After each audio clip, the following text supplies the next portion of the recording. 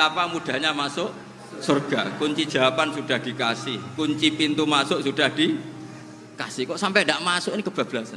Paling salah gurunya. Jadi ini kenapa saya sering cerita orang mukmin semuanya itu min ahlil jannah. Itu saya jamin. Sama tidak usah takut su'ul khotimah, tidak usah takut berlebihan seperti itu. Karena setahu saya, setidaknya saya mewakili ulama zaman ini. Rata-rata guru kita ini bermadzhab Syadzili dalam berkeyakinan berpikir tentang Allah. Di antara ini yang mulai saya ngomong serius, supaya tadi kan guyonannya sudah diambil Gus Reza sama Gus Kausar. Saya tahu kenapa mereka guyon. Kalau ngomong serius takut kalah sama saya.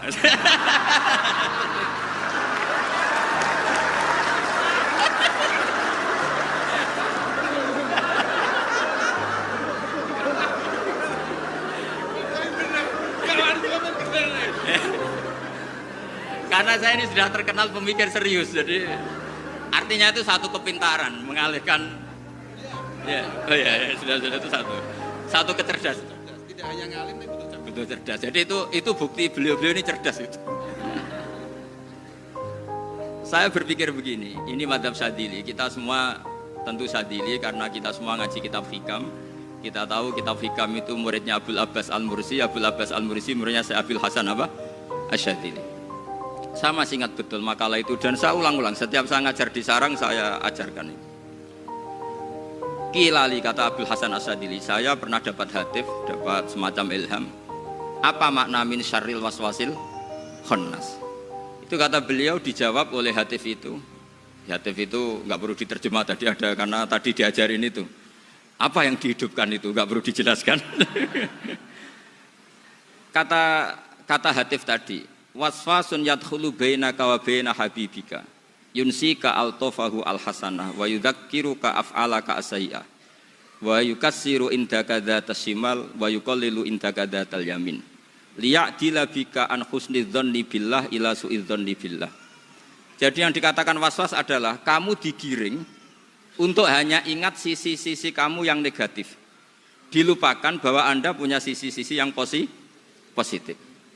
Misalnya seperti ini, mungkin secara fikih tadi banser-banser tegas, wah ini masalah lelaki perempuan dipisahkan gini-gini. Tapi kenapa Ghazali bilang ya sudah gini gak apa-apa. Sebetulnya ada rukhsah itu karena ini di depan umum. Yang paling pantangan Nabi itu la yakhluwanna rajulun bimra'atin. Ini ada yang menjaminnya gitu. Malah khawatir saya di sini dipisah tapi setelah berduaan nggak bisa. Jadi toleransinya karena ini di depan umum. Itu masih ada toleransinya. La yakhluwanna rajulun bimra'atin. Begitu juga ketika kita dosa, misalnya kita dosa. Orang Islam setiap dosa itu pasti ingat salahnya, kemudian istighfar. Dan ketika satu kebaikan dibandingkan keburukan, itu kata semua ulama, karena sayyi'ah itu bernilai 1, kebaikan bernilai apa? 10. Itu masih surplus berapa? 9. Jadi itu cara berpikir Abul Hasan Asy-Syadzili. Kenapa kamu harus berpikir positif tentang Tuhan? Sekali berpikir tentang negatif, itu bahaya betul. Misalnya begini, kamu berpikir tak rewangi, jadi kiai, sujud, rukuk, ternyata aku tetap mlebu neraka. Gunane apa? Itu menurut saya kan nggak punya akal.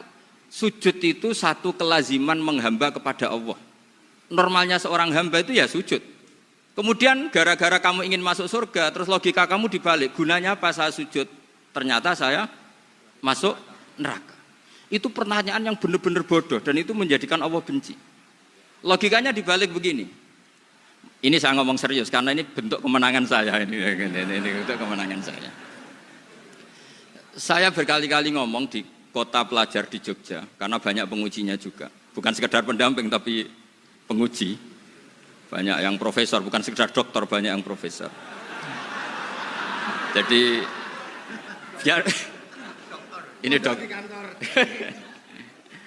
Begini, saya pernah ditanya sama seorang dosen, Gus, saya ini ngaji hadis banyak, tapi ada yang saya tidak paham, yaitu mangqala la ilaha illallah dakhalal jannah, ada kalimat wa in zana wa in saraka. Meskipun pernah zina, pernah maling. Ini kan seakan-akan mentoleransi perzinaan dan pemalingan. Terus saya bilang, oh makna hadis itu seperti ini. Jadi kebenaran absolut, kebenaran yang mutlak itu tidak akan terganggu oleh status perilaku seseorang. Saya berkali-kali memberi contoh. Orang yang ditangkap KPK akan bilang 1 tambah 1 2. KPK-nya juga bilang 2. Rivalitas dalam politik, Pak Prabowo ya bilang 2, Pak Jokowi juga bilang 2. Orang yang zaniyah, yang lonte pun akan bilang 2, muftinya juga bilang 2, ketua MUI-nya juga bilang 2. Artinya gini, kebenaran yang absolut adalah kebenaran yang siapapun akan meyakini seperti itu. Seperti 1 ditambah 1, 2. Kamu punya musuh bilang 2. Kalau ibu-ibu ini punya maru ya marunya bilang 2 tadi tambah mama. Enggak tahu saya terjemahnya apa tadi. Nah, kebenaran yang absolut itu kebenaran yang siapapun pasti mengakui. Dan uniknya begini, saya kalau saya pernah ngaji acara himmah, acara pondok sarang di Demak. Kalau kamu bilang 1 ditambah 1 menjadi 2, untuk mengatakan 2 itu kamu butuh hadiah enggak? Mereka semua jawab enggak. Kita semua enjoy saja mengatakan tembok itu putih. Kenapa? Karena memang putih. Kita mengatakan 1 tambah 1 2 karena memang kita tanpa presentasi dapat hadiah, dapat penghormatan. Kenapa untuk mengatakan Allah itu Tuhan kita butuh surga? Memangnya kalau tidak ada surga Allah tidak jadi Tuhan? Ini problem orang soleh-soleh yang terlalu pesimis. Makanya nanti orang-orang soleh itu masuk surganya berat. Tapi kalau orang alim lebih gampang kira-kira seperti itu. Iya, karena kan imannya lebih bagus. Dalam hadis qudsi Allah ini yang dibuli orang-orang soleh. Laulam akhluk jannatan wala naron alam akun ahlan an uto'ah. Dalam hadis qudsi itu, kalau saja saya tidak menciptakan surga dan neraka, apa saya tidak jadi Tuhan yang perlu ditaati? Apa kalau kamu tidak saya kasih uang 1 juta terus bilang 1 tambah 1 11? Enggak kan? Tetap bilang berapa? 2. Kalau kebenaran absolut yang 1 tambah 1 kamu bilang 2 meskipun tanpa mendapat hadiah. Kenapa untuk bilang Allah Tuhan kamu butuh hadiah surga? Itu kan serah ikhlas belas.